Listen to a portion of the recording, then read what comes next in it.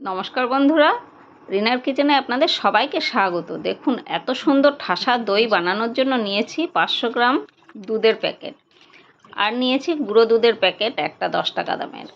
এই দুটো মিলিয়ে সুন্দর করে ভালো করে জাল দিয়ে তারপরে একটু দইয়ের ছাঁচ রেখে আঙুল বসানো যায় এরকম গরম দুধ নিয়ে দইটাকে বসানো হলো। তারপরে একটু ভালো করে নেড়ে চেড়ে দিয়ে তারপরে 6-7 ঘন্টার জন্য ঢেকে রেখে দিলাম।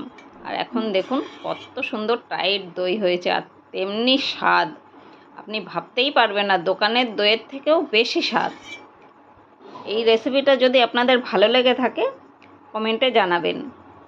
আর আমার ইউটিউব চ্যানেল থেকে দেখলে ইউটিউব চ্যানেলটা আপনারা সাবস্ক্রাইব করে দেবেন, আর ফেসবুক থেকে দেখলে ফেসবুক পেজটা আমার ফলো করে রাখবেন। রেসিপি ভালো লাগলে শেয়ার করবেন, কমেন্ট করবেন।